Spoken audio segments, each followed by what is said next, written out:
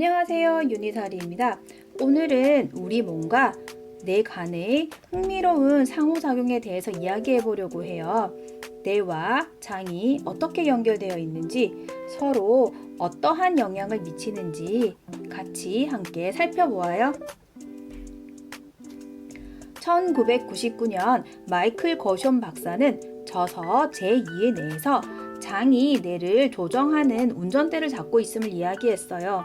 다들 아시다시피 장은 소화를 돕는 역할을 하지만 최근 연구에 따르면 장은 뇌 기능에도 영향을 미친다는 것이 밝혀졌어요.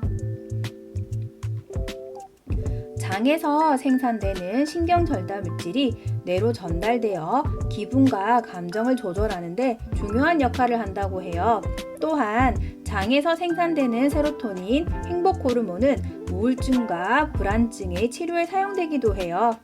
이러한 이유로 장 건강의 중요성이 강조되고 있으며 올바른 식습관과 유산균 섭취 등으로 장 건강과 뇌 기능을 개선할 수 있어요. 예를 들면 스트레스 받고 우울할 때 달달한 거 먹으면 기분이 좋아지죠? 그런 것처럼 장을 잘 관리하면 우리의 뇌도 건강해질 수 있다는 거죠.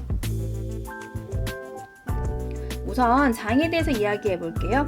우리가 삼킨 음식은 소화기관을 따라 여행을 하며 아주 작은 조각으로 분쇄되어요. 이것들은 장 내벽에 있는 미세육모를 통해 흡수가 되어요.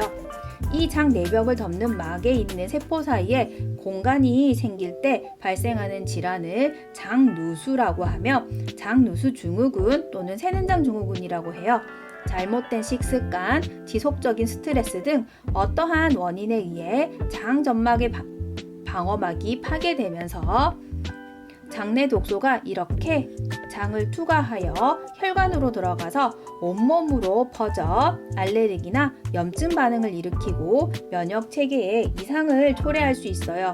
또 장은 에너지를 생성하고 그 에너지를 몸에 공급하는 역할을 하기 때문에 장누수와 같은 소화 문제가 발생하면 영양소의 흡수가 저하되고 뇌 기능에도 영향을 미칠 수 있습니다. 최근 들어서 장내 미생물 마이크로바이옴과 뇌가 연결되어 있다는 연구가 많이 진행되고 있어요. 이건 2020년 1월 발표된 논문이에요. 식습관을 포함한 내부, 외부 요인으로 인해 장내 미생물의 구성이 달라지며 이런 미생물의 대사산물이 인지기능 장애는 물론 신경변성 및 뇌혈관 질환 과정을 조절하고 영향을 미칠 수 있다는 내용을 담고 있어요. 이 논문을 풀기 전에 질문을 하나 드릴게요. 집으로 가는 길이에요. 저기 앞에서 아이들이 공을 가지고 놀고 있는 게 보여요. 집으로 가려면 아이들이 공을 가지고 노는 공터 옆을 지나가야 해요. 그럴 때 어떻게 행동하시나요? 어떤 생각을 하세요? 윤희산이는 이럴 때 아이들이 노는 것을 계속 지켜보며 걸어가요. 왜냐하면 잘못해서 공이 제 쪽으로 오면 피해야 하기도 하고 아이들이 노는 장면은 언제나 기분을 좋게 만드니까요. 그러면 왜 이렇게 생각을 하고 행동했는지 이 과정을 한번 풀어볼게요. 우선 눈을 통해 아이들이 공을 가지고 노는 장면을 보면 눈 시신경을 통해 뇌로 전달이 되어요. 그러면 뇌에서 생각 및 판단이 내려지고 근육세포들의 명령이 내려가게 되죠. 윤희사리의 경우에는 뇌에서 시선을 떼지 마 이렇게 명령이 내려갔죠. 만약 공이 날라왔다면 피해! 라는 명령도 근육으로 내려갔을 거예요. 이렇게 우리의 몸은 뇌와 유기적으로 연결이 되어 있어요. 뇌와 장의 마이크로바이옴도 똑같이 이렇게 연결이 되어 있다고 해요. 최근 연구를 통해서 이 점이 알려졌고 그걸 장뇌축이라고 한답니다. 이 자료는 이 논문에 실린 장뇌축 연결을 보여주는 그림이에요. 아무래도 전문 용어가 많다 보니 조금 어렵게 느껴질 수가 있어요. 혹시 들으시다가 잘 모르는 부분이 있으시면 댓글 남겨주시면 최대한 쉽게 설명 댓글 달아드리겠습니다. 그리고 윤희사리도 전문가가 아니다 보니 조금 틀리게 이야기할 수도 있어요. 그런 부분 발견하시면 댓글 부탁드립니다. 이제 시작해 볼게요. 장내 마이크로 바이옴을 구성하는데 영향을 미치는 것에는 외부적인 요인, 식습관, 생활습관, 감염, 신생아 시기 때 외부 환경 노출을 들 수 있어요. 내부적인 요인으로는 유전, 대사산물, 면역력, 호르몬을 들 수 있어요. 이러한 요인들로 장내 마이크로 바이옴 구성이 사람마다 다 다르다고 해요.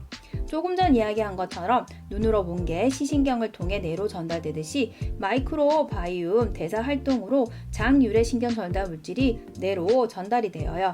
그러면 뇌에서 교감신경을 통해 장과 상호작용을 하게 되죠. 이러한 결과로 동맥경화증, 다발성 경화증, 출혈성 뇌졸중, 뇌동정맥기형과 같은 뇌혈관 질환, 편두통, 불안과 우울, 자폐분두성 장애와 같은 신경정신계 장애, 알츠하이머, 파킨슨병, 루게리병과 같은 신경변성 질환이 올 수 있다고 해요. 이 자료는 외부 요인 중 식습관과 관련된 장내 미생물, 마이크로바이옴 구성의 변화에 따른 뇌에 미치는 영향을 보여주고 있어요. 다 훑으면 내용이 너무 많으니 각 시기별로 대표적인 유산균 한 개씩만 풀어서 이야기를 할게요.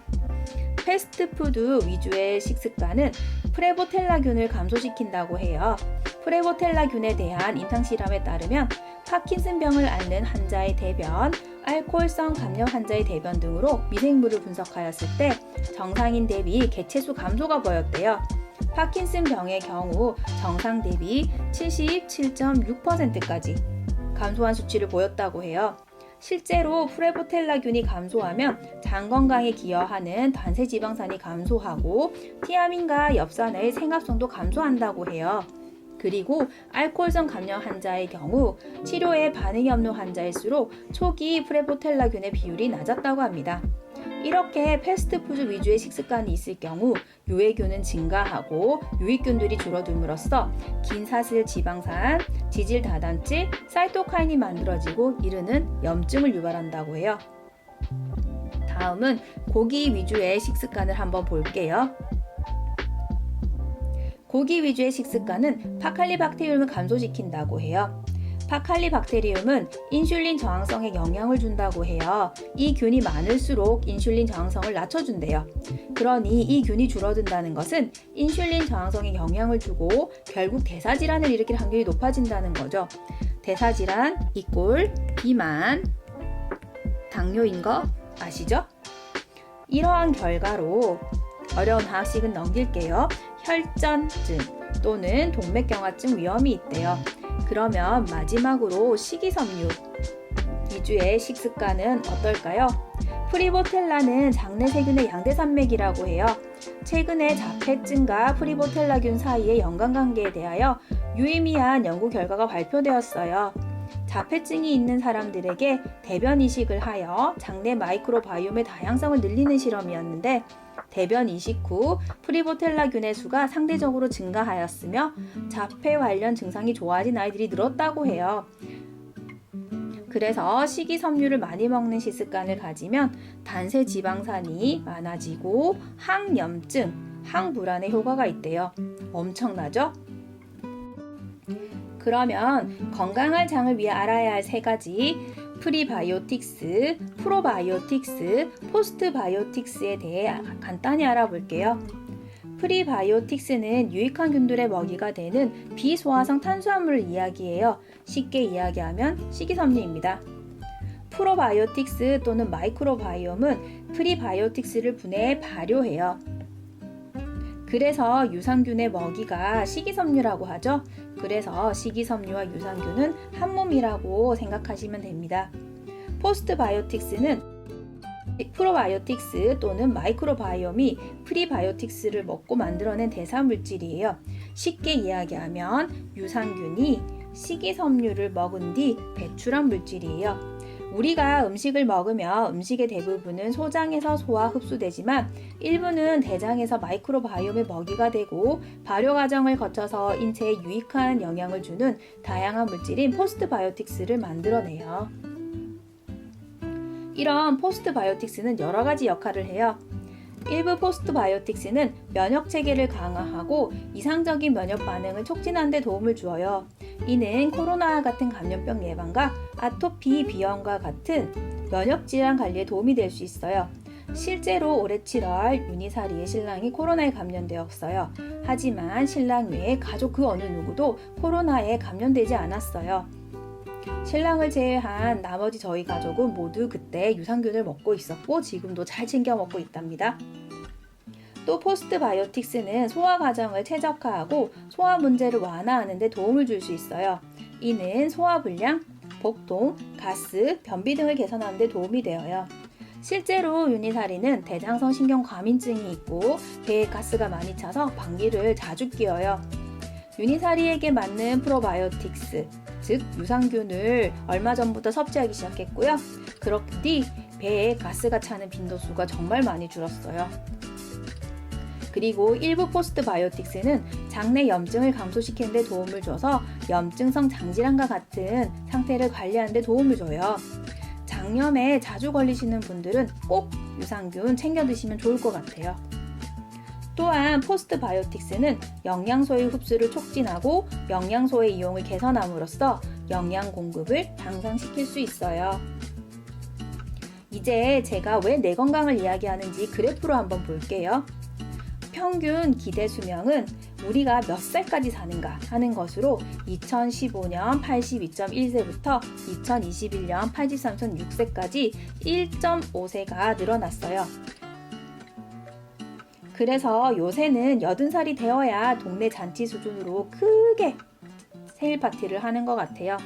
건강 수명이란 개인이 건강하게 살 수 있는 기대 수명을 이야기해요. 즉 개인이 질병이나 건강 문제로부터 자유로이 살아갈 수 있는 기간을 의미해요. 기대 수명이 증가함에 따라 건강 수명도 같이 증가하고 있지만 보이시나요? 격차가 조금씩 미세하게 벌어지는 걸 볼 수 있어요. 2015년에는 11.5년 차이가 나지만 2021년에는 11.8년 차이가 있어요. 그리고 이 빨간색은 인지력 저하가 급격하게 시작되는 나이인 60살이에요. 인지력은 30살부터 해서 서서히 감소를 해요. 그러다가 60세가 되면 급격하게 감소를 한다고 합니다. 그러면 다시 볼게요. 인지력이 감소되는 60살부터 기대 수명까지 몇 살 차이가 날까요? 인지력이 감소한 상태에서 살아가는 20년이 과연 행복할까요? 그러면 이제 기대 수명까지 건강하게 살아가기 위해 어떻게 해야 하는지 한번 살펴볼게요. 식이섬유와 프로바이오틱스는 장 건강을 유지하는 데 매우 중요한 역할을 해요. 왜 중요한지는 지금까지 이야기했죠? 그러니 꼭 매일 식이섬유와 내 몸에 맞는 프로바이오틱스를 섭취하도록 해요. 내 몸에 꼭 맞는 프로바이오틱스에 대한 내용은 다음에 또 다루도록 할게요. 아까 살펴보았듯이 올바른 식습관도 건강한 뇌와 장을 유지하는 데 매우 중요해요. 내가 먹는 음식에 따라 나의 장내 미생물도 달라지는 거 아시죠? 스트레스와 감정은 뇌의 상호작용에 영향을 미쳐요. 스트레스는 장 운동을 감소시키고 장내 미생물 균형을 깨뜨리며 면역 체계를 약화시켜 장누수와 같은 문제를 일으킬 수 있어요. 또한 스트레스는 뇌 안의 화학물질인 스트레스 호르몬을 분비하여 뇌 기능을 저하시키는 데 영향을 미쳐요. 따라서 스트레스와 감정을 잘 관리하는 것은 건강한 뇌와 장을 유지하는 데 중요하답니다. 운동의 중요성은 더 추가로 설명 안 해도 아시겠죠? 마지막으로 윤희사리가 장 건강, 뇌 건강에 관심을 가지게 되는 계기를 만들어준 책 한 권을 소개해 드리려고 해요.